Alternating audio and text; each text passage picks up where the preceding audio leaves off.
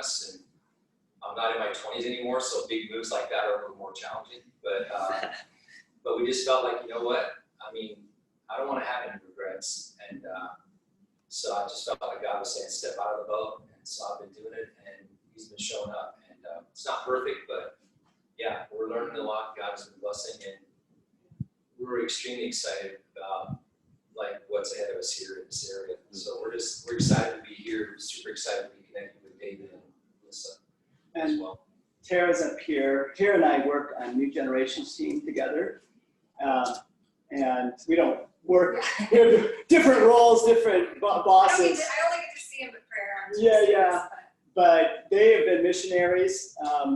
I don't know that you guys extremely well, but I know you've been missionaries. Where were you guys missionaries? I was before. I was living in Egypt before I met Stephen. Okay. So, but it's our hearts to be back on the field because we feel this missional calling. So this church model appeals to us, and if we're not doing it here, why would it look any different if we're doing it overseas? And so we've been trying to get people together to do it here pretty unsuccessfully, and so we're very excited that Graham and Maury are coming out, and we're actually all going to live in the same house together so that we can like model and start doing life together, and then hopefully have that expand. And have 3 grandkids at our disposal. So we've been exploring. I mean, that's really what we've been doing, is exploring for the last couple of months. And one of the groups that I fell in love with was the Kansas City group.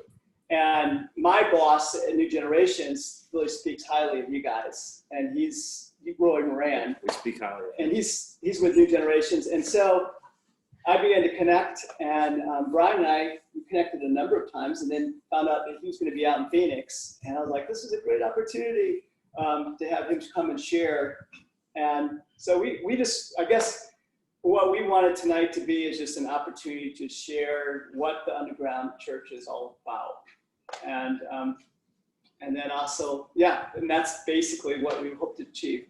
So Brian, I love, one thing I love the most about the KC Underground is the culture, and you'll pick that up just by listening to Brian talk. So I'm gonna let you, Hopefully you'll pick that up. I'm a verbal processor, and so sometimes I ramble even when I'm telling my own story. I'm also from the Southeast, so I speak a little slower. We won't hold that against you. Yeah, so if you need me to speed up, sorry. Is this a fan driving you guys crazy? Okay. Not yet. So Dave just sent me some kind of guidelines, questions, points, if you will, just to kind of tell our story a little bit. I'll just walk through these quickly, maybe not that quickly. I'll try not to take too long, but feel free to stop at any point if you have questions. Just jump in, yell at me. I'll try to stop.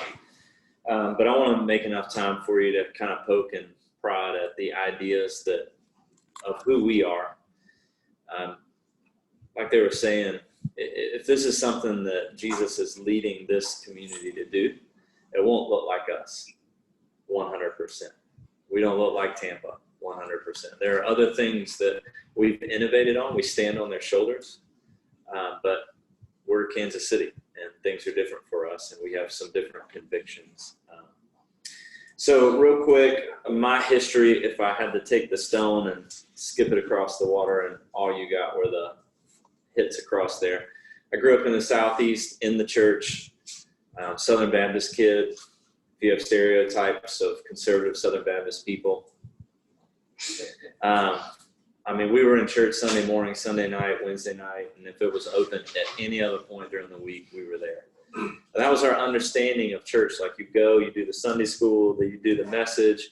My mom led me to Jesus at our breakfast table when I was 9 years old. But the understanding of the gospel I had was about something that happened after I died. And I was securing a hope that one day I would live in heaven forever. And that was about the extent of the gospel that I received. It didn't really go any further than that. Now, I felt bad every Sunday when I left. So there was clearly something else being communicated about we should do things that mattered. But there was no hope in it. There was no joy in it. There wasn't really a lot of life in it. Fast forward a few years, we moved to Atlanta. We had a youth pastor that was, on fire, or whatever the phrase is that people use. We had probably 300 kids in our student ministry, and there were 900 people in the church. So it was moving quickly. Our student pastor was all about, like, I want you to go reach your friends for Jesus. And we did that. And we did mission trips. I was telling them earlier, we came out here to the reservation that sits between Phoenix and Tucson in summers. So part of my heart is in that place. And we were on the streets of Philadelphia as the millennium turned on the #1 heroin street in America, January 1st, playing guitar, popping strings. Hands are about to freeze off in Philly. Just meeting people right where they were. So mission was a big part of my story. And it was opening up a little bit more of the gospel that, pretty sure we're supposed to be among the poor and the marginalized. And that there's some other element that is going on, that we do these things beyond just something that's out there after you die. So fast forward, my parents left to go on the mission field in 2004. A week after I got married, we were 20 and 21. They moved to Senegal, West Africa. So my wife and I moved into their house. It's just awesome. 3-bedroom, 2-bath when you're 20 years old. Somebody else is paying for it. But I started leading worship when I was 16, committed to full-time ministry, and we began to travel and lead worship and lead mission teams and do that sort of thing. And eventually we landed in a church plant. So my first job was a church plant, and my second job was helping plant another church. And my third job was on staff at a church that had just been planted. So it was this is a strong part of who we are, was church planting. I'm trying to give you all the context, by the way. Hopefully it'll matter in a minute. If not, you'll know my story. Fast forward a few more years, I met this guy named Rob Wegner, and he helped sort of explode this very narrow mindset of the gospel from just what happens after you die to what would it be like if we brought the kingdom on earth as it is in heaven? Like when Jesus prayed that, thy kingdom come, thy will be done. What if he actually meant what is happening in heaven should happen here on earth right now? And when that happened, we were in the middle of launching another church. And we had our first son. I'm telling the story better now, by the way, I think. We had our first son, and we were walking our neighborhood one day, and we were exploring these ideas. What does it mean to bring the kingdom on earth as it is in heaven? And I stopped at my neighbor's house, and he was the only neighbor I knew. He was a home brewer, and was really good at brewing beer. So that's why he was the only neighbor I knew, I think.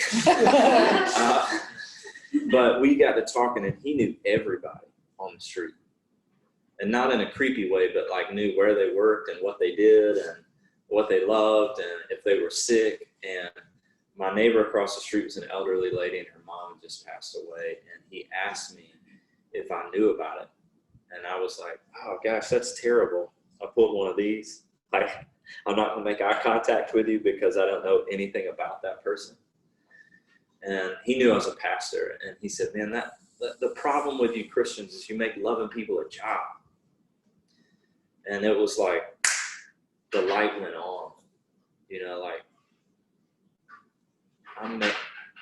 I don't love my neighbor, my actual neighbor. So it was another one of those moments where I was like, he wants the kingdom to come on earth as it is in heaven. What if he actually meant that? And what if he actually meant when it said, love your neighbor as yourself, your actual neighbor? And so we went on this journey where we began to meet our neighbors and know their story. And I go check the mail. I'd be washing dishes in the sink, and I'd see somebody go check their mail, and I go check my mail again so I could meet them. I mean, I was doing everything I could because the Lord was really just beginning to turn my heart to say, you have missed what I wanted to bring on earth. And then the Lord blessed us with triplets. Yeah, that was really scary. But it forced immediately this community of people around us to help us navigate life with 4 kids under 2. And how do you hold 3 kids and feed them at the same time and all those sorts of things. And so we had been discovering the early church, the way it was formed around these extended spiritual families of 20 to 50. And we were like, man, all of these ideas of the kingdom coming on earth as it is in heaven, and bringing good news to broken places and loving your neighbor as yourself was colliding as the Lord brought an extended family around us. And it was our first microchurch. We didn't know what to call it at the time, but it was rich. And we began to try to model our life after Jesus in the ways of, we had people on Sunday night, this group of 6, that would come to our house, and we began to disciple them in the ways of Jesus. And then on Wednesday nights, there was a group of about 20 to 30. And that group from Sunday to 6, they'd be there on Wednesday nights as we'd share a meal and we'd study scripture together. And they'd be at our house at other times during the week, helping us navigate lots of small children. And then on Sundays, we'd have a group of about 50 to 60 that would gather with us at this Irish bread pub. And the 6 were there on Sunday, and the 30 were also there on Sunday. I was like, I think this is what Jesus did. He had Peter, James, and John. And it always talks about Peter, James, and John. Like somehow they got more time from Jesus than everybody else. And then on the other side of that were these 12. So wherever the 3 or the 12 were, the 3 were, right? And then there was the 72 that was outside of that like they don't get much credit. Like they get 2 verses in Luke. But like, what did Jesus say when he sent out the 72? Who's saying? You'll have to do greater things than I did. Yeah, go into the next towns and villages and do 3 things. Heal the sick, cast out demons, or raise the dead, and proclaim the kingdom. 72 people were like, all right, let's go. There's no indication that they balked at this idea. They just went. So much so that when they came back, they were like, guess what? We cast out demons, we raised the dead. Like all the things that you asked us to do, we went and did those things. And so clearly the 72 was a really important, like they were with Jesus so much that they were trained in his ways to go do that. And we began to look at the Prevailing Model Church and realize, like, we don't do this. Like, we don't have groups of 70 unless the church is 70 people, right? So anyway, that was our first experience in Microchurch. But we were really clunky at it, really bad at it, actually. I felt like in the end, we kind of confused a lot of people because we didn't have the best language to help them reproduce what we were doing. So Kristen and I had the opportunity to move out to Kansas City to work with this guy, Rob, that I met. And it was one of those moments where I was like, man, if that guy ever calls me, I will go work with him, even if it means I have to suffer through winters in Kansas City. It's brutal. It's terrible, whoever said, ugh. So we moved out and we were on staff at a mega church of 4,500 people on the weekend. I was leading worship again. I was leading worship, training international mission, short-term mission teams on how to be culturally intelligent as they move into these contexts. And then we began to teach people what we call missionary rhythms, the blessed rhythms. And this was the first time we had language where we were training people how to become everyday missionaries, where they live, work, learn, or play, or with a pocket of people that they were passionate about. It's a lot of peace. So the blessed rhythms are begin in prayer. So when Kristen and I moved into this neighborhood, we knew these rhythms. We just said, we are going to go radically after living the blessed rhythms. We moved into Hillcrest Farm. The first thing we did is I started going to the mailbox again. And I had this little paper plate. And when I would meet a new neighbor, I would like draw the street and I'd go to their house and I'd write Jim, Tara, Hudson, Camille, and anything else I could find out about them. And so we just began to pray for these people. Like we're praying for our neighbors. And we're listening to their stories. So begin in prayer is the B, and then L, this is an acrostic, by the way. Forgot to mention that. Listen. We listen to their stories. And as we look at the life of Jesus, what does he start with? He began in prayer.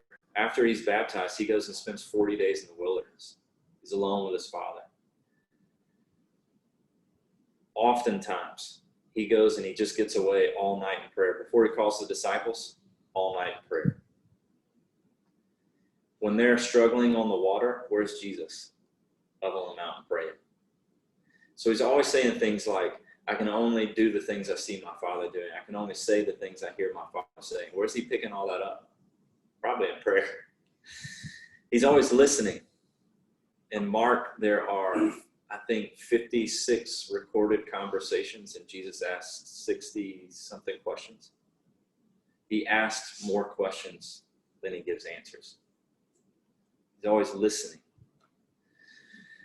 The E is eat. So we were listening to the stories of our neighbors, and then we just said, the best way of getting to know people is throw parties. They know I'm a pastor because that's the first thing they ask is, hey, why'd you move to Kansas City from the Southeast? My job. Oh, what do you do? I work for a nonprofit. I'm a pastor. Oh, okay. So we just started throwing parties to show people, hey, we're normal. We're normal people. We'll hang with you. We can have conversation. If you look at the Gospel of Luke, it's actually built around 9 meals. Jesus is either coming from a meal, at a meal, or going to a meal. And they call him a glutton because he's always eating. He's always drinking with people. And in Luke, if he's not at one of these meals, he's talking about it. He's talking about, we're at this Last Supper, right? This is a moment where this thing is happening. In other places, he's talking about this future meal that we're going to share together in the coming kingdom. He's feeding the 5,000. Like, he's always, because we know that around meals, like, it's the most intimate time, right? You eat ribs with people, you get to know them, right? That's always like the marker for me. You go eat a salad with somebody, it's like, yeah, drink a coffee, that's one thing. You eat ribs, we cross lines. So we were throwing parties, we're praying for them, we're listening. What we're doing in that is we're trying to find out, how can we tangibly bless these people? How can we serve them in meaningful ways? And so, you know, when a neighbor was about to have surgery, we just said, hey, can we pray for you? No one has ever told me no when I asked that. Because even if they don't believe it, they're like, I don't know, I'll give it a shot. Yeah. But we take them a meal afterwards. Hey, do you need us to walk your kids to school? I noticed you've been leaving early or whatever it is. Like, we're trying to find meaningful ways that we can serve them. As we're listening to their hopes and their fears, we're trying to respond in the meaningful ways of bringing the kingdom.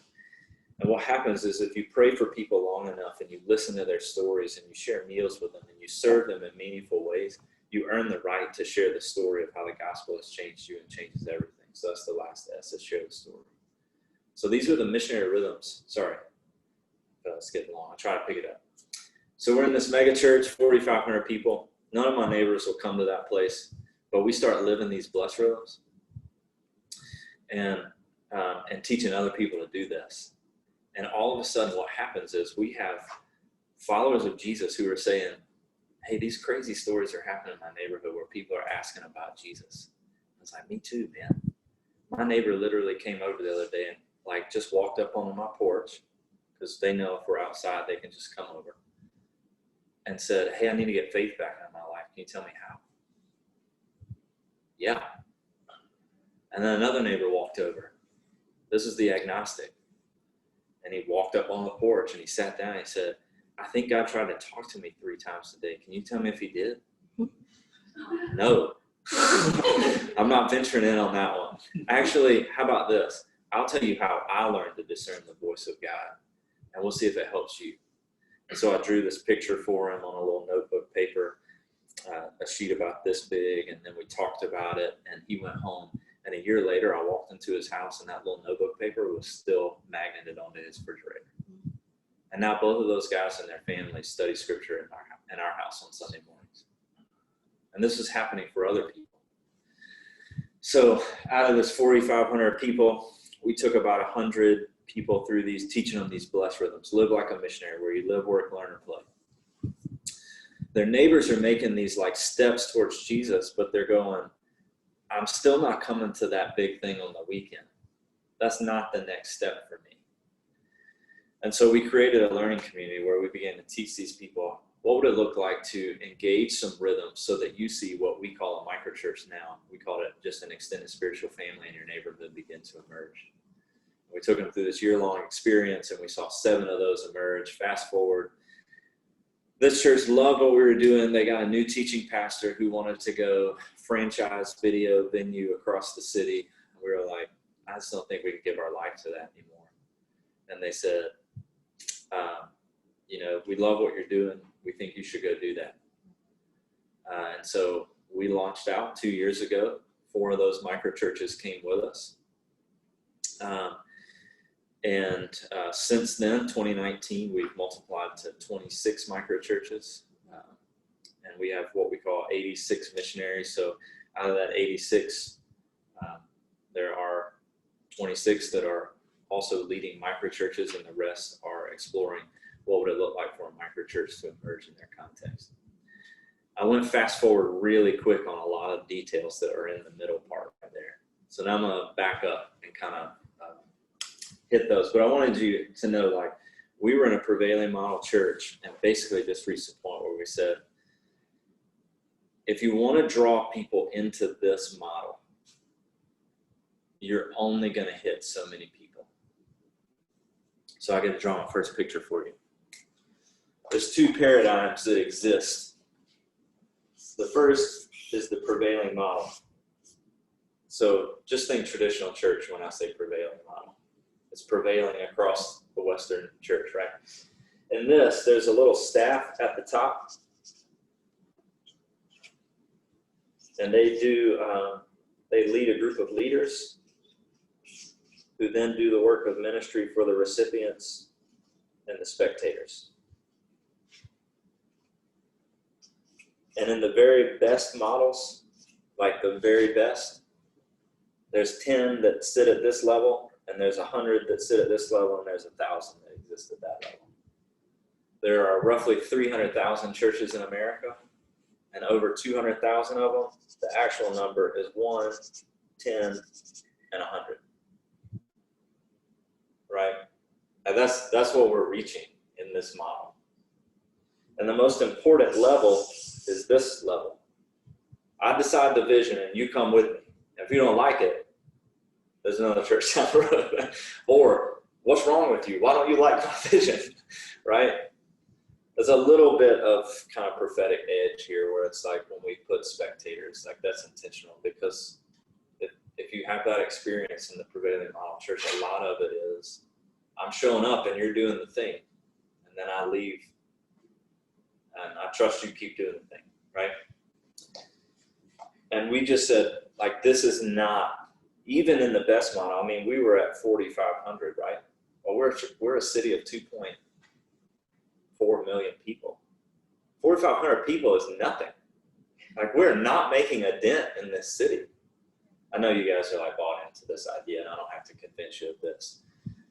But this kind of model is what we said we have to walk away from, where there are a few people who are determining vision and saying, we use the Home Depot language, right?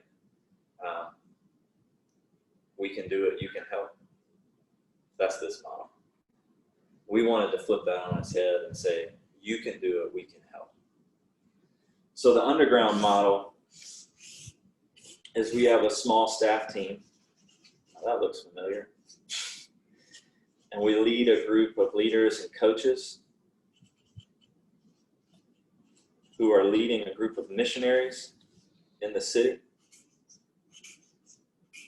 who are all leading their own little micro churches down here.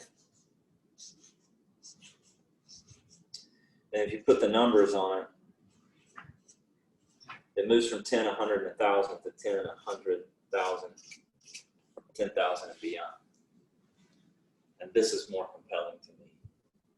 Suddenly we're making a dent in our city. And so the most important level in our paradigm is this missionary piece right here. I also found out something interesting and contextual that like missionary is a weird word for you guys out here, right? Because of the LDS thing. I mean, that's something that you have to think about as you think about launching a movement in the city. If you start calling yourselves missionaries, people might get a little confused. They're gonna say, "Where's your tie? Yeah, I was gonna say, show up in a white shirt and tie. Where's your bicycle?" So what was happening is we had a little microchurch in Hillcrest Farm neighborhood, a little microchurch in City View Farm and Woodsonia and 55th and K7.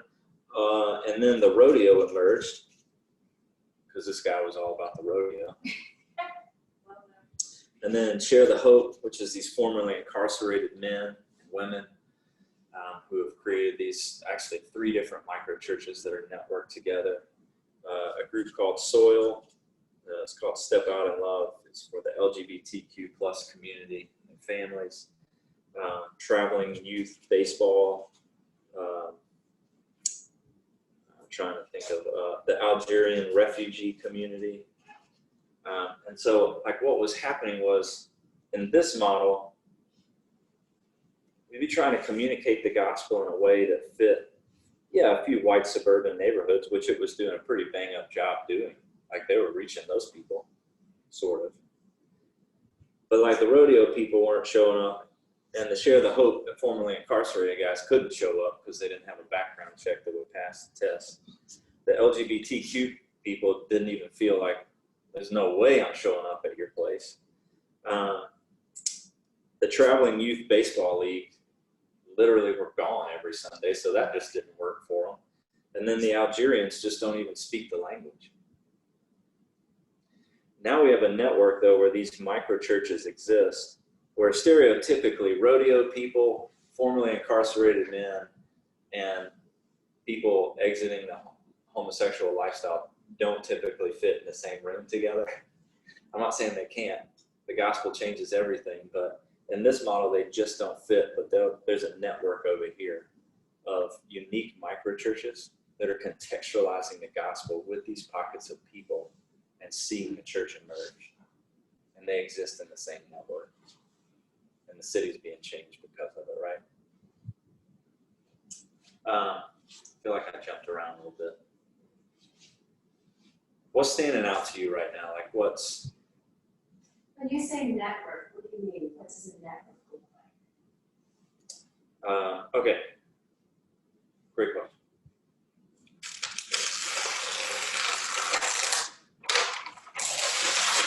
There's another thing on here, 2-entity structure. So, I told you I fast forwarded a minute ago and I need to go back and do some of the details of everything. So, in that model, we were under this kind of prevailing model church, and we had these 7 micro churches. 3 stayed, 4 came with us. We decided to launch out and do something new. And we realized like we need a structure to house a decentralized network. So when I say network in that sense, it's literally just like connecting things together. So think of any sort of, a wireless network connects this device with this transmitter, right? And so we need systems and structures that can house a decentralized network, because all of those microchurches exist independently. I'll talk about that in a minute, how they are formed and how they come to be. So what we did was we developed this 2-entity structure. Have you read about this or? Read about it. Okay. Yeah, but go ahead. I think it's important. So when we launched the Underground, 2 things emerged. One was a very organized, centralized mission sending agency. That's what we call it. This is what we call our hub. And when we describe our hub, we say it's an apostolic team that exists together to support the flourishing and multiplication of microchurches in our city. They also have an office space that you can use. But this side is centralized. It's the 501c3 that the government sees. And there's 7 teams that exist for all of these microchurches that exist in the network. On the other side of the umbrella is a decentralized network of microchurches. Right? It's this little web of multiplication that's happening. So new disciples are made, new microchurches emerge, and they commit to be a part of the underground in Kansas City and help us see gospel saturation in our city. This is the network to which they belong. Does that make sense? Yeah, so they don't ever really connect with each other, I guess is probably my better question. I'll get there. They do. Okay. So we launched this, the underground with this structure, and our vision was, all right, here's the deal. In Kansas City, 85% of the population is disconnected from a faith family in any kind of way. 15% are connected in some way. So that's a pretty significant number of people that would never attend that thing, right? They're just not coming. Comet has landed, fallout, we just got to deal with it. People aren't, COVID, by the way, accelerated that to a new level. But 85% of the population in Kansas City is done with church. It's post-Christian. We just have to deal with it and move on. So we have to start thinking like missionaries. How do we engage our culture and think like missionary people? What would missionary people do if they were going to go to Papua New Guinea? Has anybody ever been there? No? This is like one of the most like rugged terrains on the planet. There's like 200 people groups on this little island chain. If we were going to go there and see Papua New Guinea reach for Jesus, do you think we would go and put like a big building up and ask everybody to come to it? Why not? There's like 200 languages that are spoken and 800 dialects out of those 200 languages. Distance.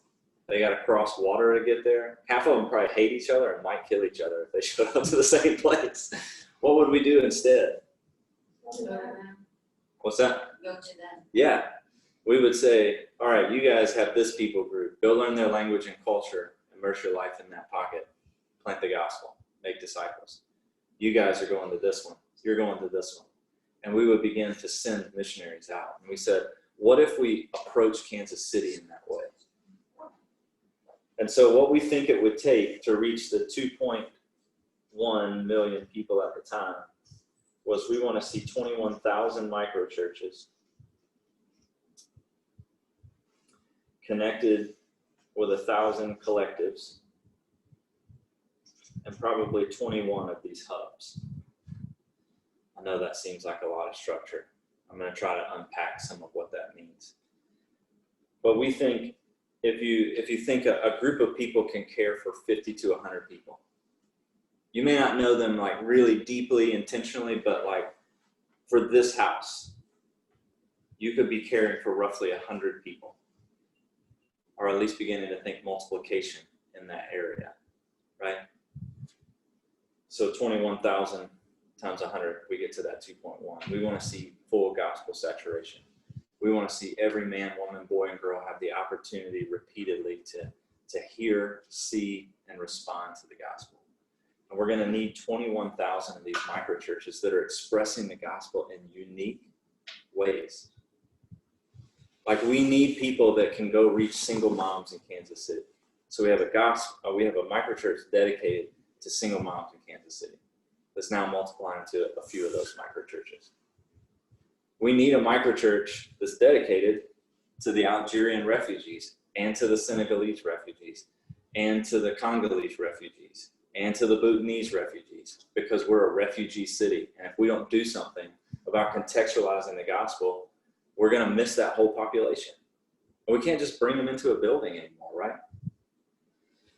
So we said we want to see 21,000 microchurches network together in kind of this movement that's happening in the city, and we're going to need some teams to support that structure. We're going to need a group of leaders who can think through how do we help missionaries plant the gospel among a pocket of people, make disciples, and then mature those people into fully formed disciples. So we have 7 teams in our hub. I'm going to run through them quickly because I want to show you the Missionary Pathway. Personal calling and discovery. We think that's probably the most important team, because most people don't ever think to themselves, I was made for something here on earth. Ephesians 1 says that he has come to fill everything in every way. There's no bigger vision than that right there, that Jesus would fill everything in every way. Like no other organization has a vision that big. The question is, how is Jesus going to fill everything in every way? Ephesians 2, 9 and 10, he has prepared in advance a set body of good works for each of us to do before the foundations of the world. We each have like a pocket of lostness that we can own in our city. We each have some broken place that, like, when you wake up in the morning, you're probably thinking about it right now. You're like, if I could take care of that thing before I die, that's what I want to give my life to. So personal calling and discovery team helps people begin to understand like what their calling is and begin to move towards responding to that in the city with the gospel. We've got a startup coaching team. And the startup coaching team is all about, once you discover that and you want to go plant the gospel among a pocket of people, how do you do it? Where do you start? What do you do next? We have an ongoing coaching team. So this team meets with microchurch leaders on an ongoing basis to say, hey, how's your soul?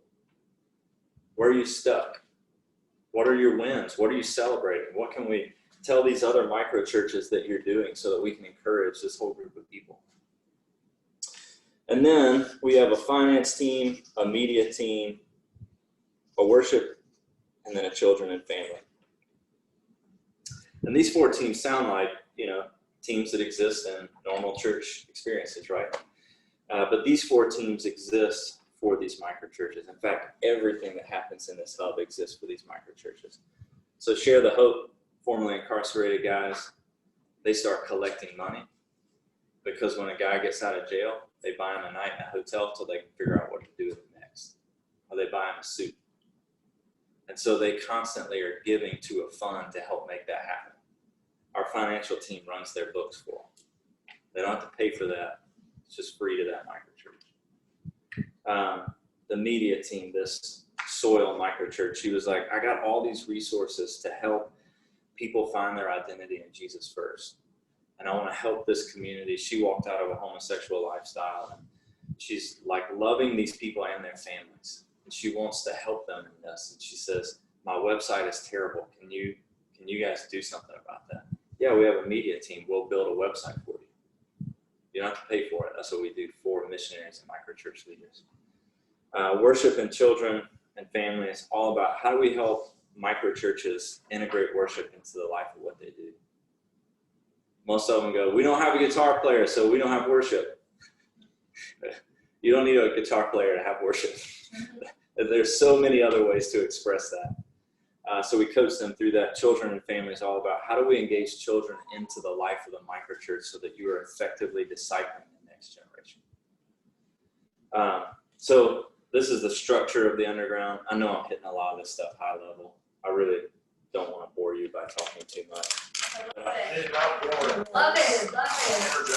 I want to show you one more picture, and then you can ask as many questions as you want. I thought I mentioned one thing that we talked this morning, and I thought it was really cool with the children's ministry, the person that's championing that. Traditionally, you're thinking run a children's ministry, but I was like, their focus is basically to help parents discover and disciple their children, or help the microchurch learn how to disciple the children in their group, which I thought was really, really kind of cool. So this is the Missionary Pathway. So this is what we walk all of our missionaries and microchurch leaders through to help them understand where are you in the process of seeing multiplication happen. So this gets a little bit at the DMM idea. Corey, who's not on the Next Generations team, but might at some point since he works for like 8 organizations, kind of brought DMM to us. We all came from a church planting background where we were thinking, let's launch people out together. And Corey came to us and said, you guys keep using this word church plant, but the problem is we don't have an understanding of church as an activity or a thing that we do or a place that we go. We have church as an identity. We are the church. The church is who we are, not what we do. And so he said we really need to flip this language and understand that you don't plant the church, you get the church. The church is emerging out of new disciple making among new pockets of people. And so he came up with, like, as we begin to look at movements across the world and throughout history, whether it's the New Testament, the Moravians, what's happening in Southeast Asia right now, what we see every movement begins with is extraordinary prayer and fasting. And so we begin here. So most of our leadership team right now is doing this Daniel fast. We're trying to get elders of microchurches to say once a year you're going to fast for your collective of microchurches in that way. Every Tuesday we're fasting together. We're putting out liturgies to help people pray together. We're teaching on ancient rhythms of prayer. We mean it. Like extraordinary prayer and fasting guides everything that we do. It's the one phase on the pathway that you never actually leave. You begin here and you just stay here. Phase 2 is live like a missionary. So in the live like a missionary phase, the idea is like, as people begin to understand their personal calling, I want to go plant the gospel among young professionals in the urban core. Begin to live like a missionary. Move to the urban core. Go live there. Get to know some people. Figure out what the rhythms are. When do they party? When do they celebrate? What do they do? How do they hang out? Get to know their stories. So we teach them those blessed rhythms that I was sharing with you earlier. We train on persons of peace. We talk through all these ideas of how do we equip people to live like better missionaries so that they can, phase 3, plant the gospel. In the plant the gospel phase, we're using DBS and gospel fluency language. So Jeff Vanderstelt, the Soma communities up in Seattle, Tacoma, Washington. This language of understanding that the gospel is for all of life. It's not just like when your neighbor comes to you. This happened to me. I just lost my job. I got fired today. Like, good news in that moment is not, hey, when you die, you can spend eternity in heaven with Jesus, right? That is good news. It's just not the right news for that moment, right? Like, I need you to walk me through God is great, and he cares about me, and he's in control of my life, and I can trust him to provide for our needs. There's a way to communicate the gospel that's good news in this moment. So we train people to use like gospel language that's more holistic than just, if you die tonight, do you know where you'll spend eternity, right? And then DBS, which I'm assuming you guys are highly familiar with, right? Discovery Bible Studies, yeah. So begin to plant the gospel among a pocket of people. New disciples emerge. And as that happens, the microchurch emerges. And so we begin to teach them rhythms of, now that you see a microchurch emerge, let's say it's a neighborhood like this. And let's say you guys all have a house around here. And they planted the gospel in the sense that they have invited you all to do this Discovery Bible study, and you're hanging out in their house, and somebody's like, hey, is this a church? Yeah, kind of is. We're a big family together. We got some rhythms that we do. We're always celebrating each other's birthdays. And when somebody needs something, we take care of that need among our pocket right here. And we study scripture together, and we're moving towards Jesus in that way. Like, this is the phase where we begin to teach people how to see the healthy rhythms emerge, to see a family mature, right? It's not back over here. It's way around here. And then if the microchurch emerges out of new disciple making, multiplication is the result of the church emerging. So this is all about, as a microchurch emerges, we begin to coach our leaders. Who are people in your network, in your microchurch that are ready to go plant the gospel somewhere else? They've been hanging with you for 6 months, but they're coming all the way from like 8 streets over, Yeah. which is probably like 1,000 houses or something like that. You know, it's like, it's time to send them, right? They're at a place where it's like, hey, are you praying for your neighbors? Do you know their story? Do you know their names? Do you know their hopes? Do you know their history? Have you invited them to discover Jesus with you? And like they begin to do the same thing somewhere else.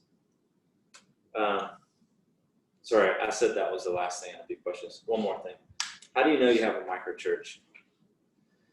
So we have a definition for microchurch that a microchurch is an extended spiritual family. Period. We keep it simple like that because we want people to understand that the most important idea behind church is that it's a family. It's an identity. How do you know that you have that? You live in an everyday gospel community. It's led by ordinary people, and they own the mission of Jesus for that neighborhood or that network of relationships. Our microchurch leaders aren't paid staff. That everyday gospel community does not mean they see each other every day and like come into their house every day.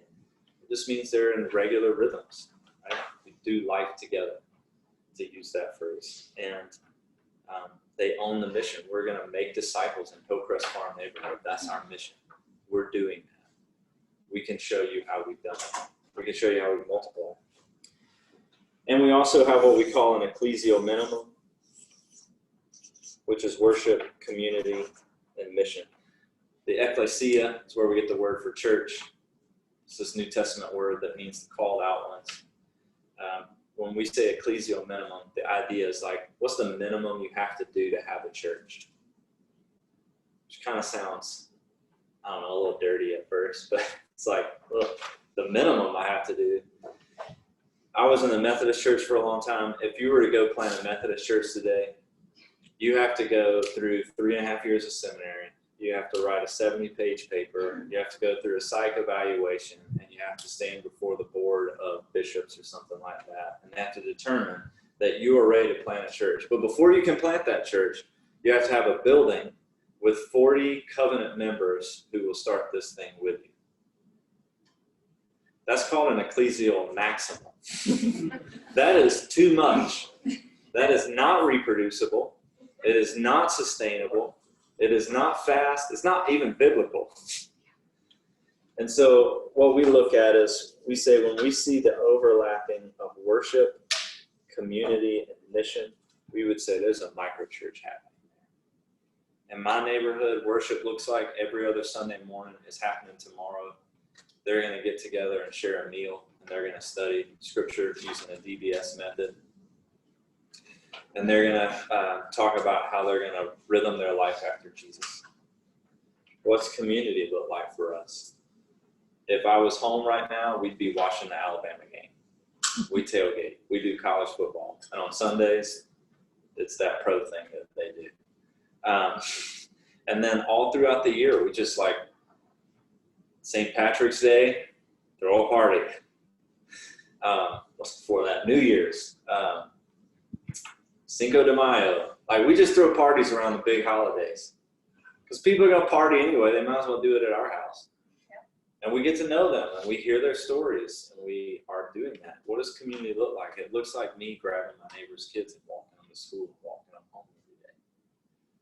It looks like all the guys in my neighborhood, not all the guys, a few guys coming to my driveway every Tuesday night for this kind of informal disciple making. They're not following Jesus, but I just keep inserting him in there. What does mission look like? You know, it's intentional disciple making. I lead my neighbor to Jesus, and then we talk about how do we orient your life around the rhythms and the ways of Jesus. The reason we have this ecclesial minimum is because I just described mine, but Share the Hope looks different. Formerly incarcerated men, they meet every Saturday morning because they all say we need a higher level of accountability. You need to check in on me more. Their mission is these guys are taking the gospel and doing DVSs in the halfway houses across Kansas City because they spent some nights there and they're like, we're going back to that place. What's community look like? I don't really know, actually. They hang out a lot. I do know that. They take care of each other's needs, just like I was mentioning. What does it look like for the Algerians? It looks completely different. Every microchurch expresses worship community mission, how it makes sense for them. In that other model, can't do that. You have to show up on Sunday morning at 9 because that's when we do the thing. So we're only going to reach people that can show up on Sunday morning at 9 that look like us, talk like us, think like us.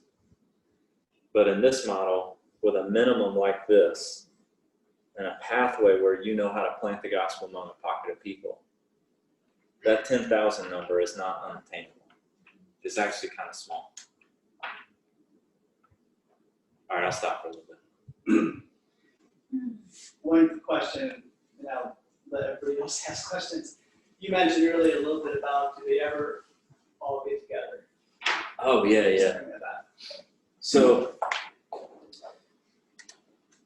this 1,000 collectives I mentioned, in Kansas we have farmers, right?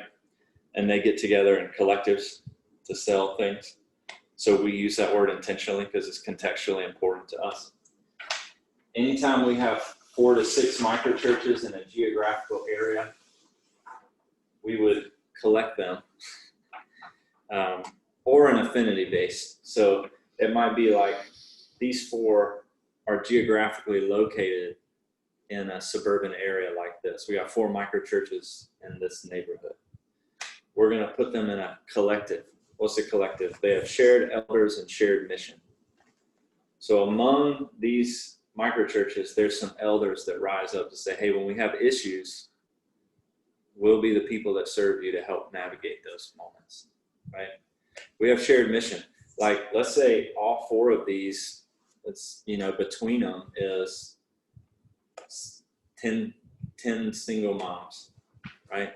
Like, we can serve them more effectively than one microchurch can. But we would also say to these collectives, like, hey, if you guys want to gather together on a Sunday, like all of your microchurch together and worship in a way, do that. Just don't do it very regularly because we don't want you to go back to this other thing. Like, it might be once a quarter, once a month. Get together. Somebody's got a gift of teaching, use it. That's good. Somebody can lead worship, play music, do it. But just don't make that the point. Like, that's secondary, it's probably tertiary actually, after we see multiple microchurches emerge in an area. For like the Algerians, they may be like, look, we don't do that. We're not getting together. It's too dangerous for us to like let people know that we've crossed this line into faith. But they can still be collected together for shared mission, for shared needs, and that sort of thing. And then the hub, weekly hub meeting. Yeah, so we do have, to go back to this, I always draw this tiny little box at the bottom. I just put EG for equipping gathering. So once a week, we have the hub, the staff team. There's 7 of us on that. We raise our support and we work for the organization in that way. We lead coaching teams. So we only exist to coach microchurches to flourish and multiply in the city. Once a week, 3 out of 4 Sundays a month. So we don't go every Sunday. We do about a 90-minute meeting where all of the microchurch leaders are invited to come for equipping. Not the people in their microchurch, just microchurch leaders. This gathering, we always start with stories of mission. So if we're sitting around, we go, hey, where'd you see Jesus at work and how'd you join him? And for about 10 minutes, people just tell the coolest stories. Like, just crazy stuff. Sometimes it's really mundane, like somebody that hadn't, they're exploring this whole idea. They're like, I met my neighbor. And everybody's like, yeah! It's just like, you should. But we're going to celebrate the hell out of it because like that was a huge step for you, and then sometimes it's like, I baptized my mom in the lake behind her house today. And it's like, whoa, like that's the, or our microchurch multiplied. There's a new microchurch that's emerged because of all of this. So we share stories of mission. And then we do about 15 minutes of equipping, and then we'll send people into breakout groups to really process, like, how do I apply this, contextualize this to my microchurch? So it's always about things that, how do we equip you to be on mission better, We're not teaching a sermon, we're just equipping people. And then we usually sing a couple songs and pray together. So the hub supports them, you get your own support. Correct. Yeah, so we have so to answer the money question, because everybody asked the money question, all of these microchurches are led by people that have signed an agreement with us that say, we are missionaries in the underground. So I signed a document that said, I'm a missionary in the underground. Wherever I go, I will be a missionary in this city. Also lead a microchurch. But I commit to give radically to the underground in Kansas City. So I give radically to the underground in Kansas City. I also have to budget because it costs a lot to do this in your own neighborhood. Yeah, right. When you feed people, it's just really expensive, especially if you cook brisket. Thank you for that, by the way. Yeah. And so all of these missionaries are giving to that budget. And we put out a budget every year. It's 2 years now. And so this budget is all about the biggest costs are around our equipping teams. So we give our equipping teams a certain amount of money to, like, your job is to take people to coffee, to meet them for breakfast, to, like, you have that freedom to buy their breakfast, to coach them to be better missionaries in the city. And our people know that. Like, when you give, so we can take you out. That's not all it is, but it's kind of a unique spin on it where it's like, we're all given to this thing, but part of it is built in. We're going to have coffees together because we want to coach you to be better. And sometimes that just happens best over a coffee. So that's a big expense. I'm trying to think of the other. We have a hub space. It's about 1,500 square feet office space. If you're a microchurch in our city and you want our hub space, you just send us an email and we reserve it for you. Like last Monday, our operations team, we normally meet on Mondays from 10 to noon. And this guy said, hey, can I use the hub from 9 to noon? Yep, we'll go somewhere else. Like, we don't need it. So we give them that space. They're paying for it. They ought to get to use it, right? But we also rent out this space to other organizations that need an event space or a meeting space, and then that helps us pay for that space as well. So we're trying to create unique income generating streams to offset costs for us. This year, The grants too. yeah, so I was the biggest portion of our budget is in micro grants and global church planning.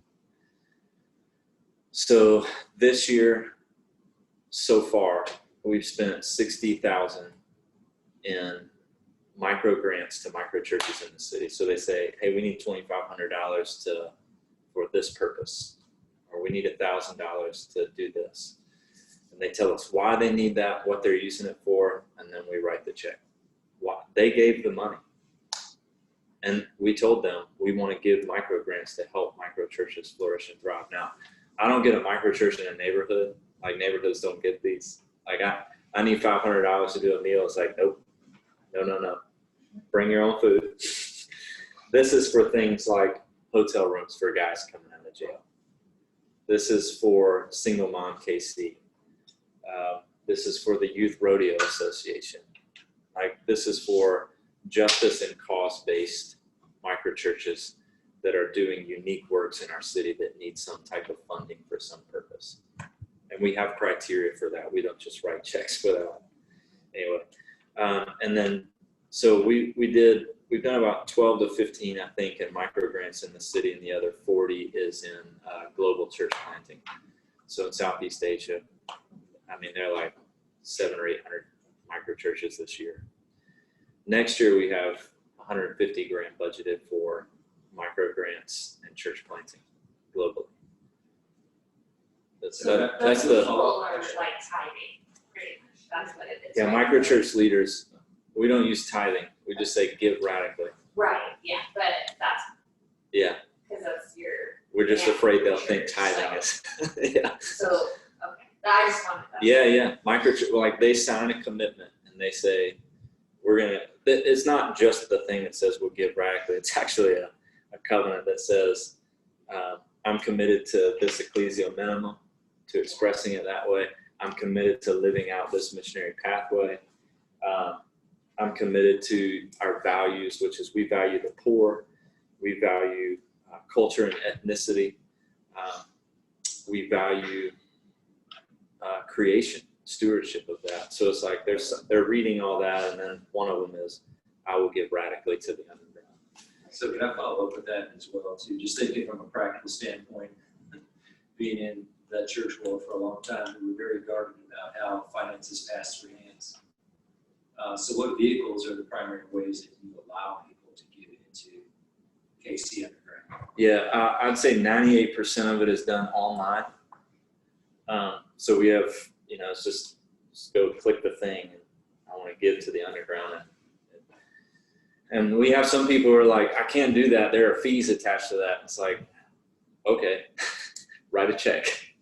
And they write a check, and we have a guy that's on our team that runs our finance team. Zero cash.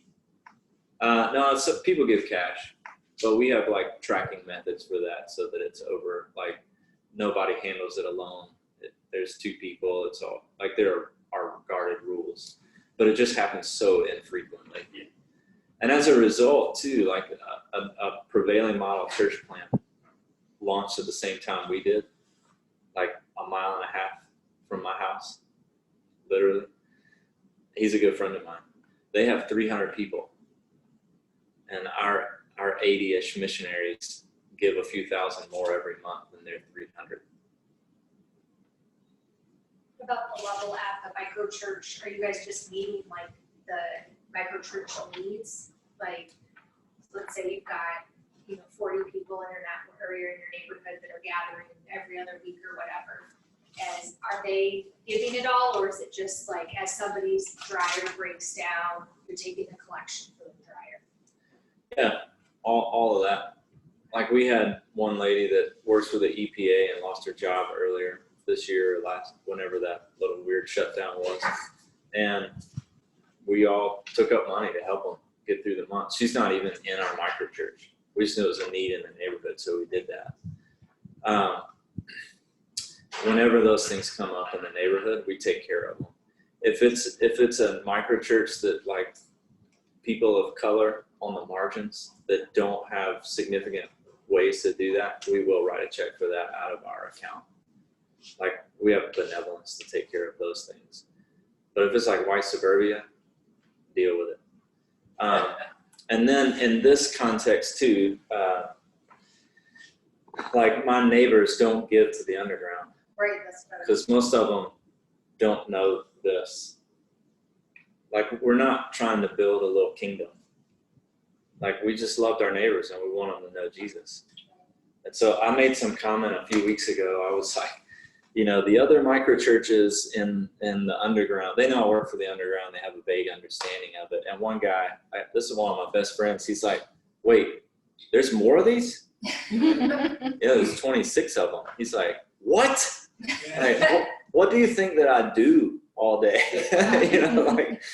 But that couple, they're like, hey, we want to support you. And can we just give to you? I said, no, you have to give online if you're going to do that.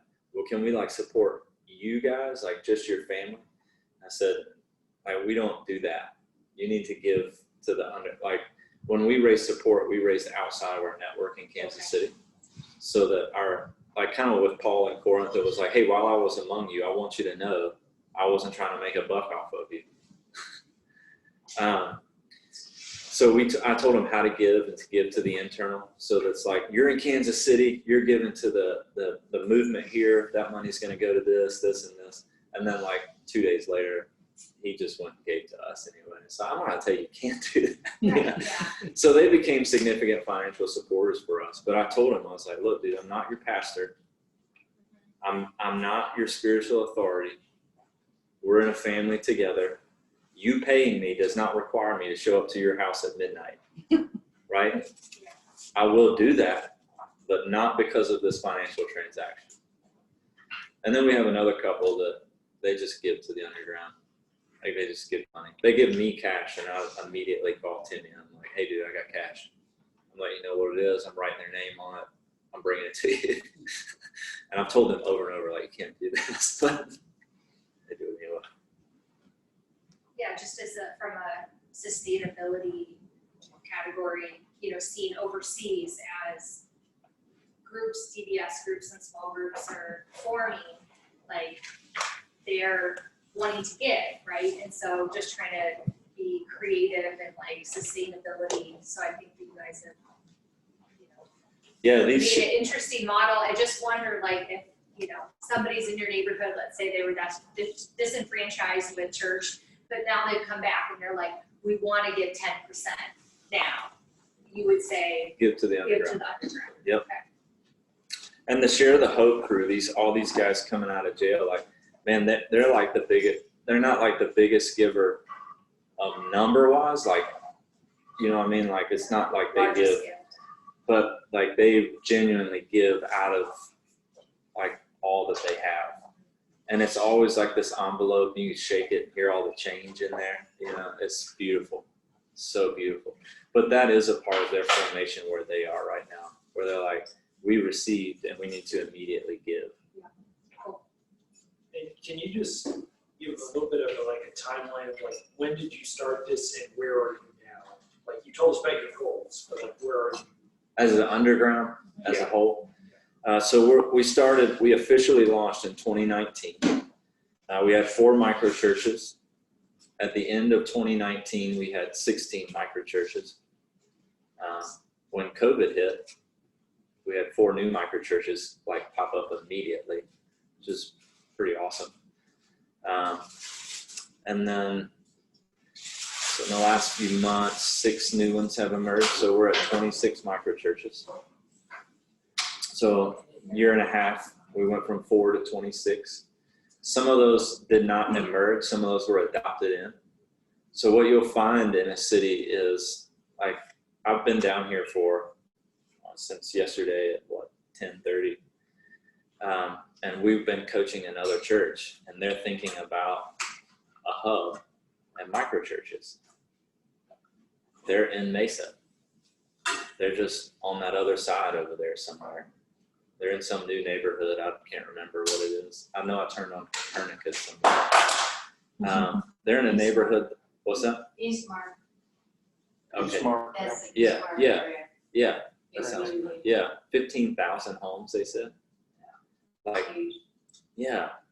Like, you guys could marry each other. You know what I mean? Like, maybe not marry, but at least be friends on mission. That we both have this desire to see gospel saturation happen in the city, and you're working over here, and like what may happen is they have gifts on their team, and you're both thinking about a hub, right? And you're both thinking, how do we equip microchurches to flourish and thrive? And they've got somebody that's really gifted at personal calling and discovery. And it's like, hey, can you help our network do that? Like, we have some missionaries that don't know what they're called to. They don't know where they're sent. They don't know where to start. It's like, we can help you with that. But then you guys bring this DMM thing to the table that they don't have, this training and equipping around planting the gospel with DBS and whatever else it is. And it's like, sorry, I didn't mean that. I don't want to project that on you. It was just kind of like, it's interesting to see so much more of this is, like people are dreaming about this. So, sorry, to get back to the answer. We're almost 2 years old. And out of those 26, probably 6 of them were adopted in. The other 20 have emerged. We have roughly 80 missionaries.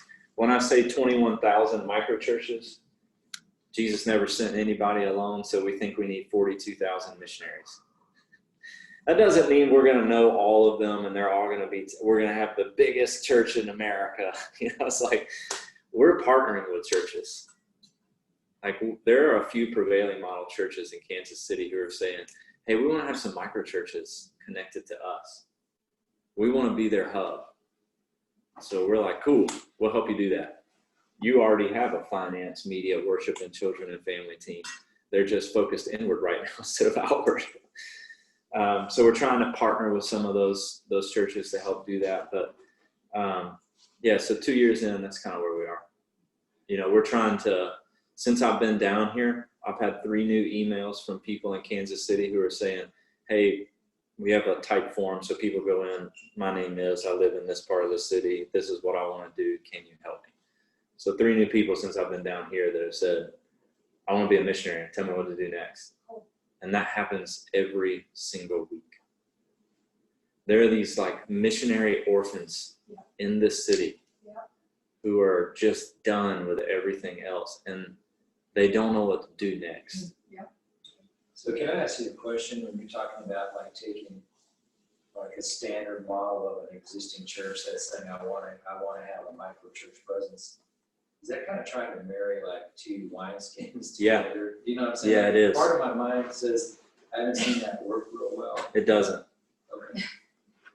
But again, You're willing to help. we love every expression of the church, and if you want to give that a go, it's probably just going to be a better small group than you had before, but they'll probably reach some people that we won't. Okay. So, like, we celebrate every expression of the church, but we still subscribe to one. I like that. So at the end of the day, we're like, it's probably not going to work, but we'll help you. Because at the end of the day, if we partner with them, we call it a missional tithe. So if you think about, you guys know the innovation bell curve? I love drawing things. You familiar with this? I think Roy Moran showed it to us.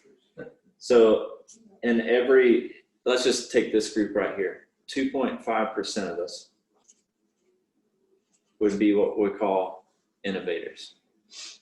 We don't need anybody to tell us what to do. We're coming up with the ideas. Another 13.5% or 12.5% are what we call early adopters.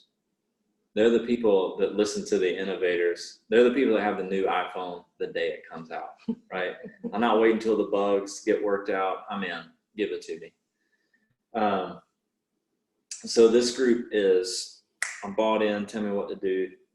This group is called the early majority, and they're 34%. And this is the late majority, and they're 34%. And these are the laggards.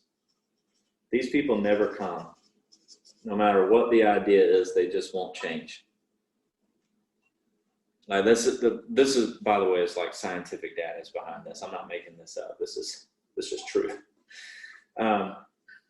So early majority, as the stories of the early adopters get told, and the early majority is like, hey, they didn't die. Let's go do what they're doing, right? And then the late majority is like, all right, 2 rounds of people have successfully done this. We will go now. Laggards still have, flip phones or whatever. So, but we think within every congregation, there's like this missional tithe. They're the innovators and the early adopters. That are ready to go. They just need like a group of people who will tell them, it's okay, you can come with us. You have permission. That stuff you're feeling in your soul, Jesus wants that to come alive. And so that's a lot of the reason we partner with the Prevailing Model is we're not stealing any members, because ultimately we tell them, like, you're not joining a church. We're not a church. You're going to see one emerge, though, and it's going to ruin you. And so it just gives us a platform to help equip them. No, that's cool. I mean, that clarifies for me, because you're willing to help any expression when I agree with that. I just maybe decades of experience in trying to facilitate change. You do find a great deal of resistance to change in culture. So, there's sort of a reset button for most people. Yeah. They tend to revert back to what they know. Totally.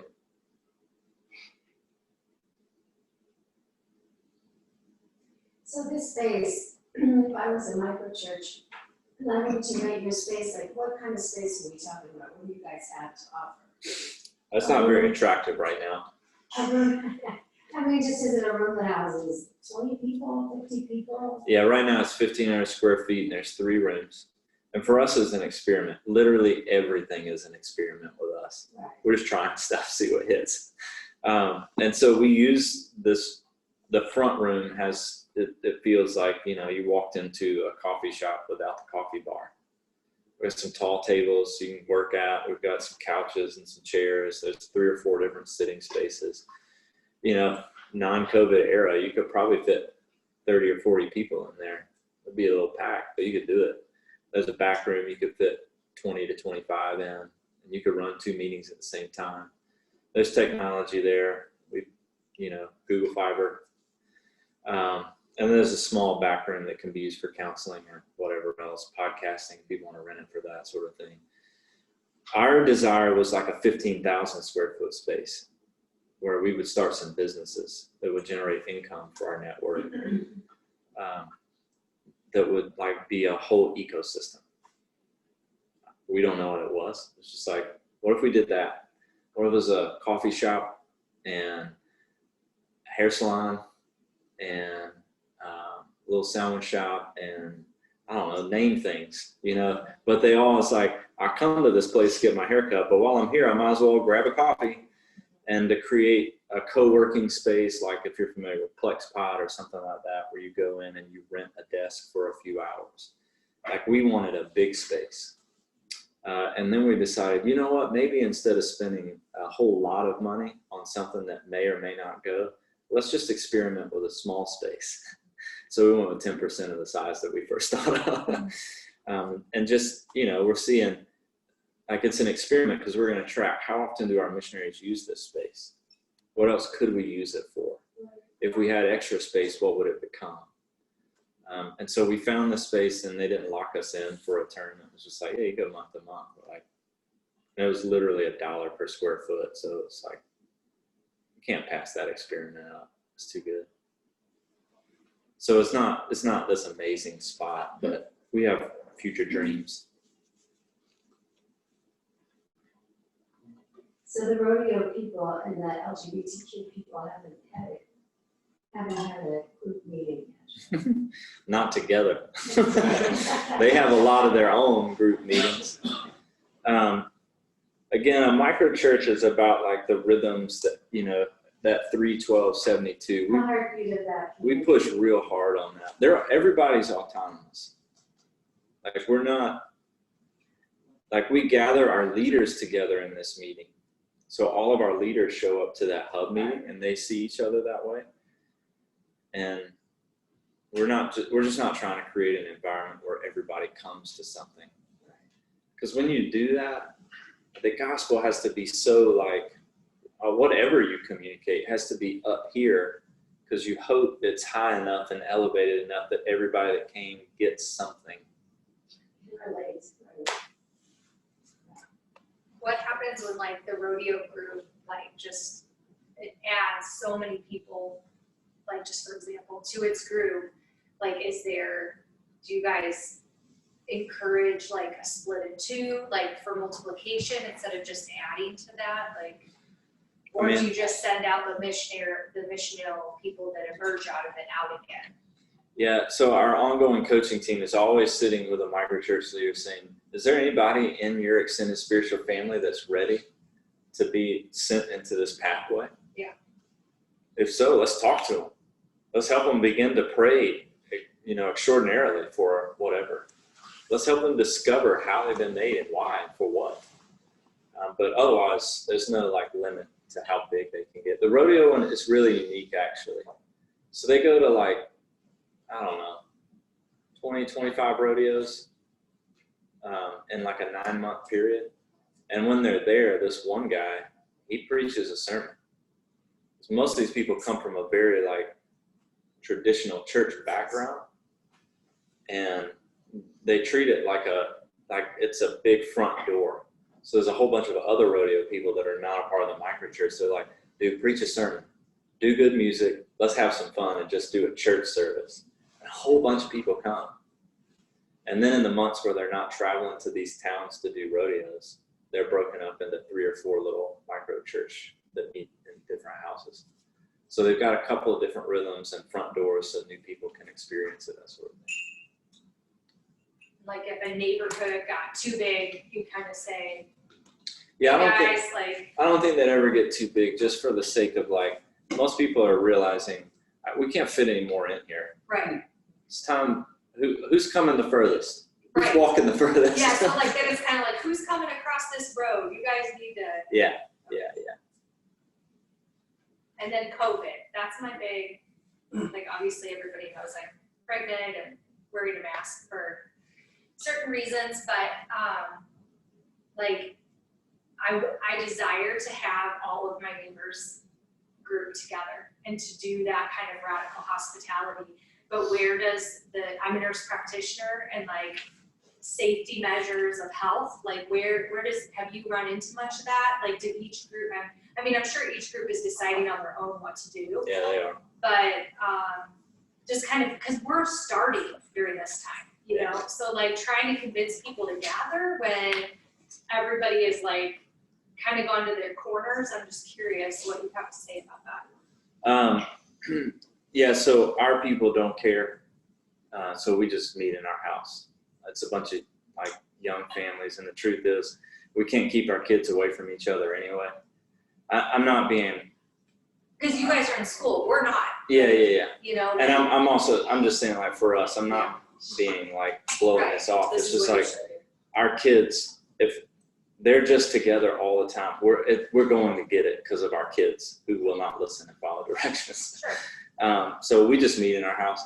A couple of them are just meeting on their driveway, which now they have to figure something out because it's about to get real cold. When we first went into shelter in place, we took a lot of the resources that we were spending on facilities and other things that we knew we weren't going to spend anymore, and we went and bought a bunch of Zoom rooms. So we paid a lot of money for Zoom.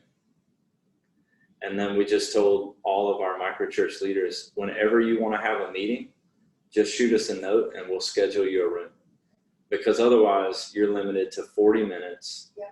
Can't do breakout rooms. You can't have multiple, whatever, you know. It was like, we want to equip you. Yeah. So we'll set everything up for you. All you got to do is hit start.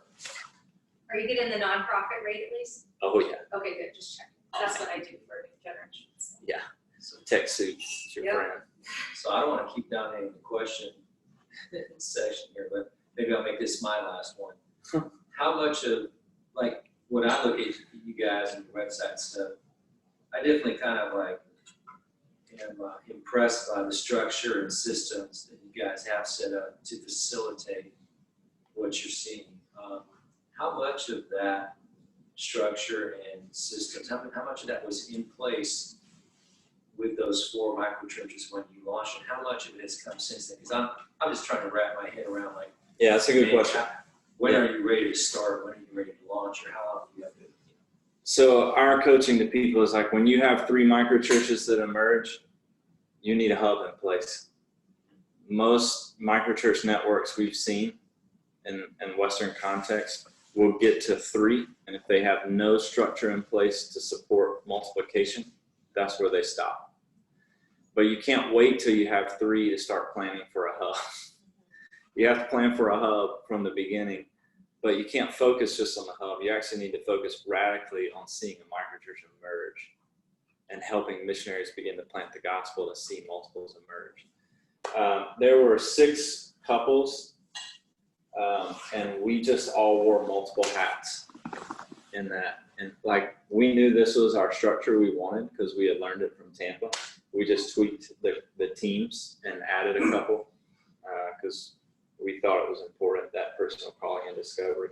Personal calling and discovery gets a lot into soul care and spiritual direction, which the missional move has mostly left out, which is why it has mostly died as well. The gospel is not informing us. If it's not good news to me first, it's not going to be good news to anybody else. So that's what that piece is there for. We knew we wanted that structure, so we all just filled out those teams. And then slowly we invited other people to lead those teams, and then we added team members to those teams. It's not actually a team if it's just one person. So now they're holistic teams. How many underground life movements are there now globally?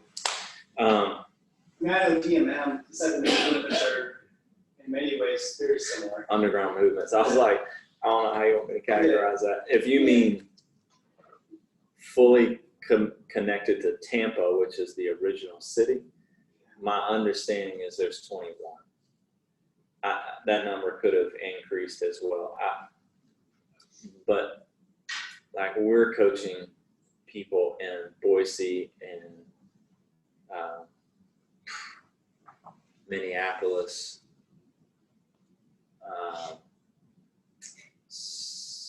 LA, like several other places where it's like microchurch, this one out here, you know what I mean? Like they're popping up these networks. They don't all look exactly the same.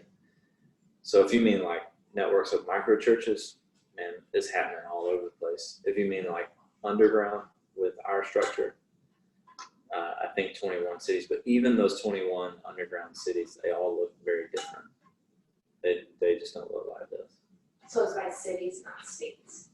So like Kansas City underground. So then that would be Mesa underground. Is that what?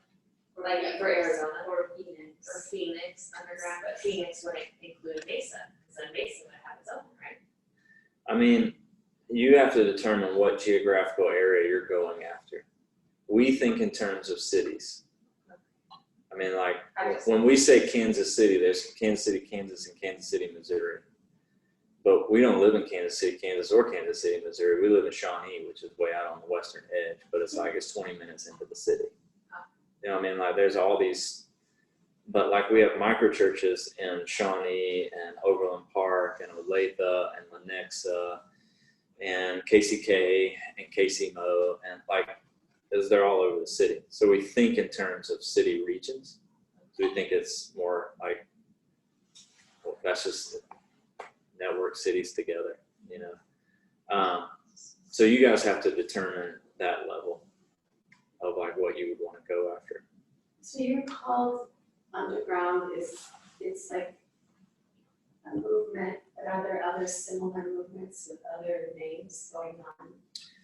Yeah, so that's like the tricky part.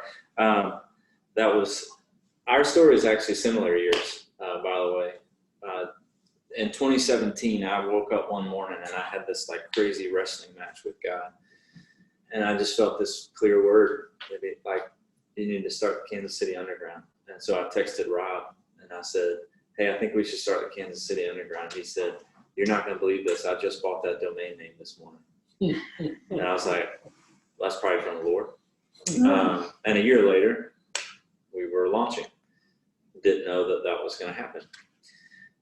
So connecting to Tampa Underground, we said, hey, we want to be underground. They said, all right, well, we want to check you out. Make sure you're not just some mega church guys leaving your deal and starting something that will totally kill what we're doing. So they came out. We went down to Tampa, hung out, went back and forth, and they said, I need to tell this part just so that everybody can hear it. They said, hey, we love what you're doing, but we don't want you to be underground. You need to come up with your own network name. We're the only ones that are the underground.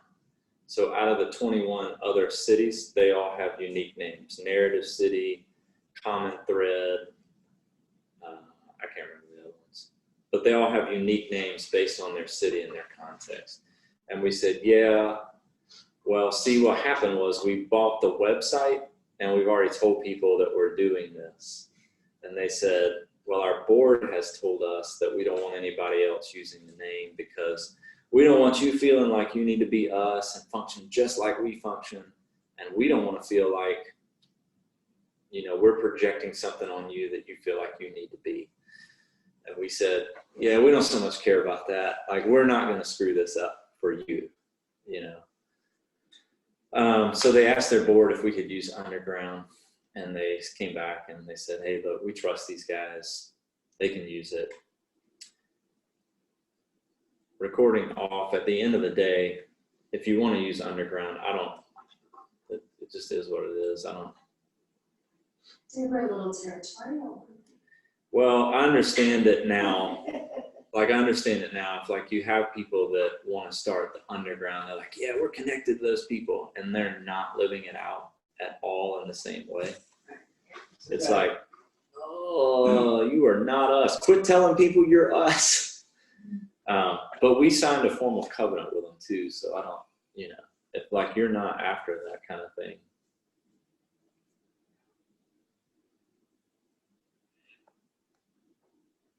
He is who he is. Just submit to what the Lord has given you. It sounded like a pretty clear word to me, though.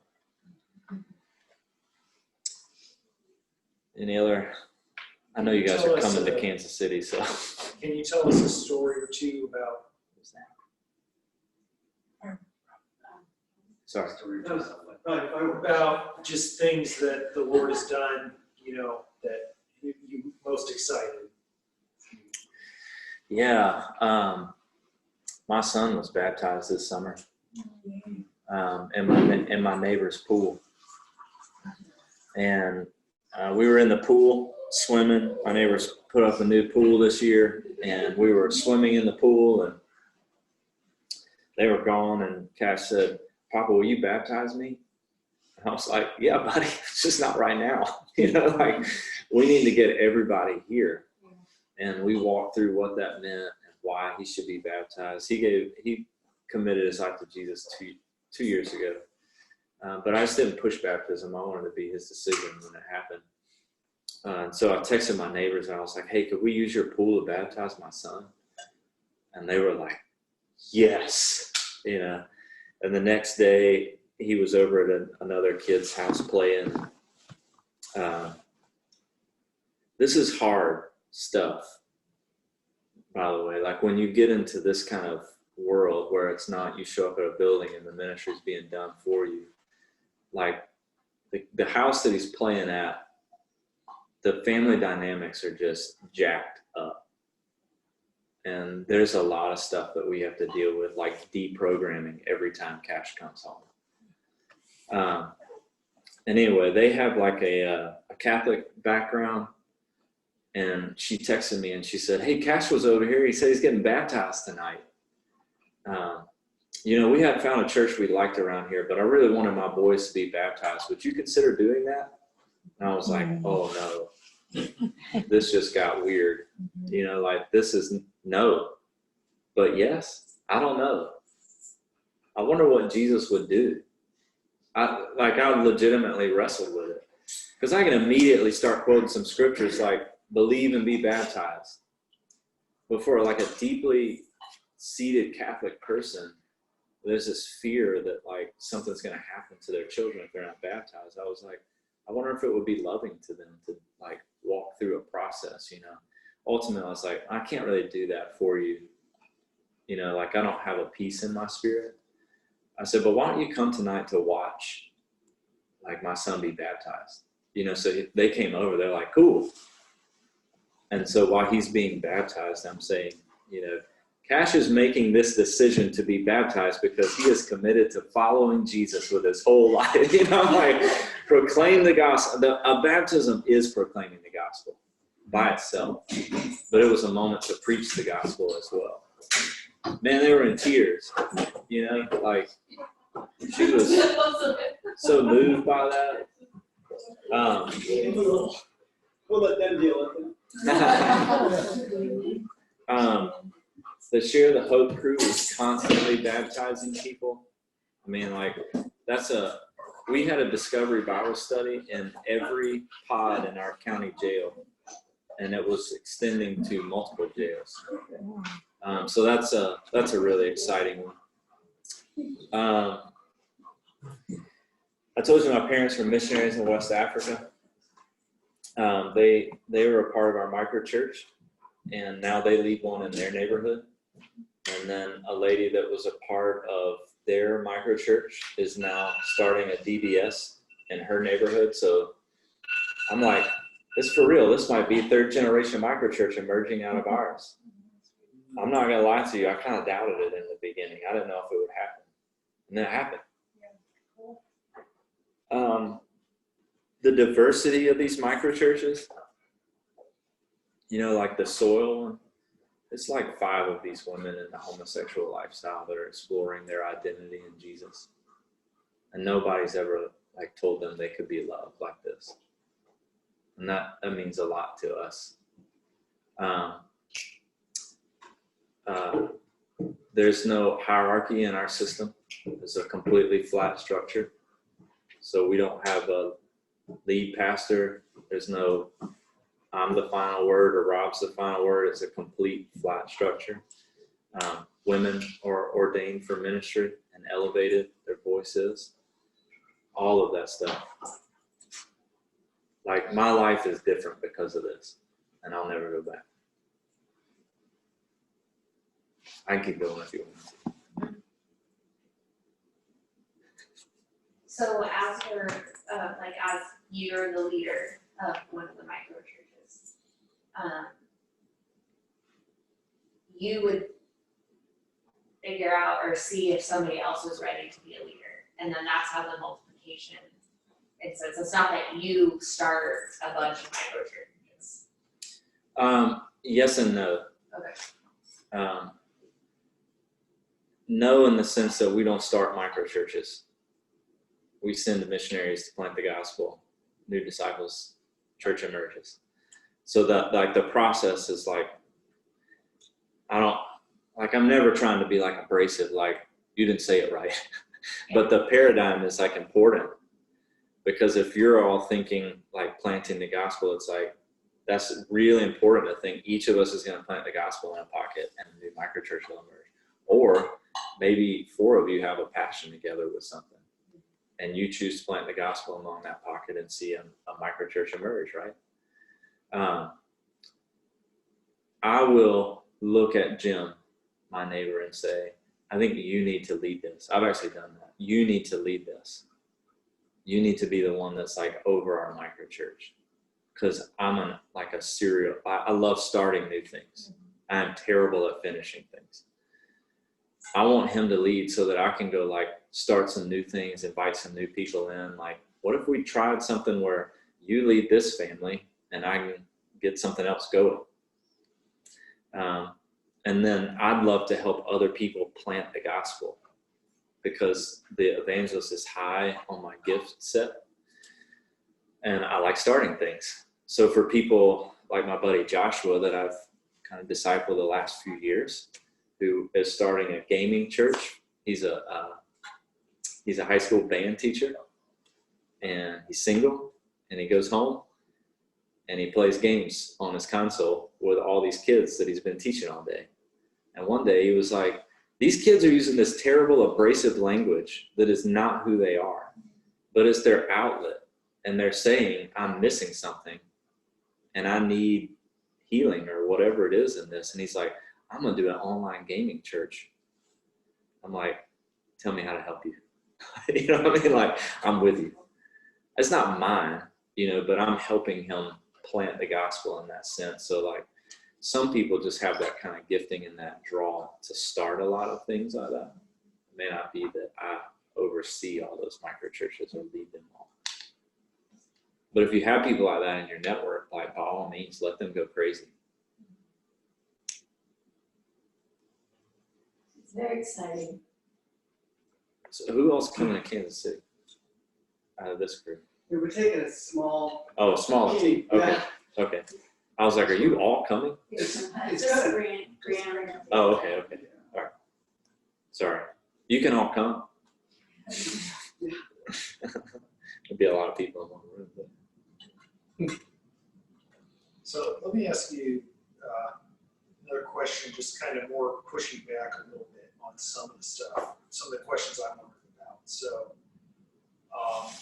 just thinking through some of the New Testament examples, especially the epistles, right? So we see the church, which I almost wish we could get our Bibles to not use the word church, but instead just translate it as assembly. Mm-hmm. Yeah. That's just the meaning of it. But there does seem to be one. There is an idea of coming together, especially we see with the Corinthians, there's a coming together for a more formal worship, and Paul chides them for they're not handling that correctly, or in some cases, the way they partake in the Lord's Supper is most of the New is actually Testament. causing discipline, the Lord's discipline. You're doing it wrong. That's mostly Paul's language. Right. So there's that, and then also look and say like the pastoral epistles. It's talking about like the elders who rule. It's one phrase that's used in there, and so just a question I have is like where like, where does that come into this? Or, like, when you talk about, like, a traveling baseball team, like, I'm like, that's awesome. Like, if the choice is between a bunch of people, like, just being a traveling baseball team living like the devil, or, like, The gospel. being brothers who, like, encourage one another and build each other up and serve Christ, like, that's awesome. What I'm wondering is, like, where does that go? Because to me, when I think, like, okay, you got a bunch of 20-year-old guys playing baseball, no, like, that's these are- not the fullness of the church. These are youth kids. Okay, Yeah, and their families. okay, gotcha. Yeah. Gotcha. But, like, where does that, like, do you have a vision to, like, see that moving to a greater fullness? Or, like, how do you think about it? And I know I dumped a couple of different things on this. Yeah, two things you're addressing is elders, and then also the diversity of the body. Mhm. And I would just probably push back on that. I push back on your pushback. I think I spent a lot of time trying to force that idea of like the diversity everywhere. It's because Paul was planting the gospel among an oikos. So oikos means household, not Greek yogurt. And so like we read the gospel spread from household to household, the word there's oikos to oikos. It would have been a group of 20 to 50 to 70 people that the gospel was moving among. And it would have been slaves, it would have been the children, the adult, all of that in there. And I've always wanted that too, but I think the further I go, the more I realize like, yeah, you know, if it's just like a group of like these women in soil, it's like, man, that's the church. Because church is an identity. It's who they are. And do they need like more voices in there? Yeah. And eventually it'll get there. You know, like I think we're just playing a slow game where we say like, eventually you're going to long for more than that. And if they're geographically linked to another group, then they'll have that shared elders and shared mission. So it's not a full pushback. I would just say like a compromise that in this moment, what they need is not ramrod into like full diversity, but a pathway to get there. And then we would look at every microchurch and we would say, if you have made disciples and you're spiritually parenting, this is where a lot of people don't like us, by the way, we would say you're an elder in the church. Because when Paul planted the churches, he didn't appoint elders. He just made disciples. And then like a year later, he was like, uh-oh, we should probably go back and do some elder training. You know, like, and then when he went back, the elders that he appointed were already elders. He's just calling a spade, like, you already lead in this community. You are the elders of this oikos. These people already trust and respect you. You fit this category of the husband of one wife and not a drunk and patient and, you know, all those things. So we would say every microchurch leader is an elder. If you've made spiritual disciples, you're an elder. We also have a level where we would say there are governing elders.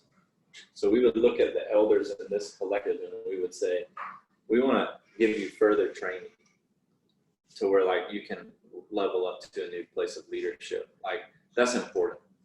You don't just go up to like a governing elder spot without like further theological understanding and awareness and demonstration of character.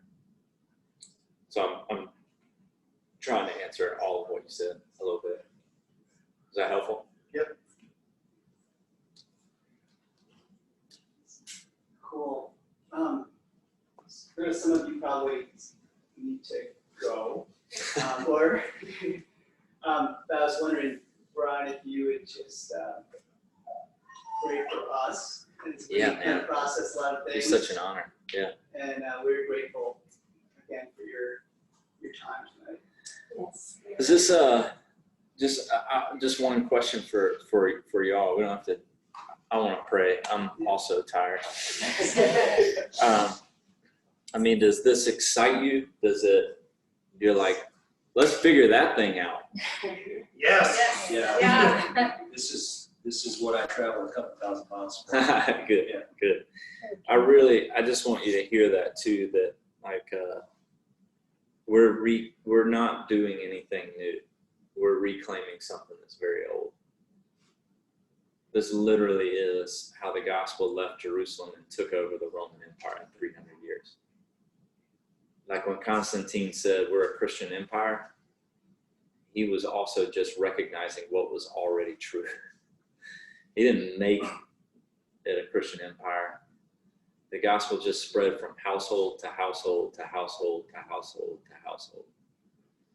So this isn't new, it's just reclaiming something for our day. And we have some hard work. We were talking earlier, it's like, in Eastern context, they don't have to work to create belonging and family. We have successfully eliminated that from our culture, and we have to work hard to create belonging and family. But I wouldn't trade it. It's worth it. Yeah, let's pray. I'm going to stop your recording.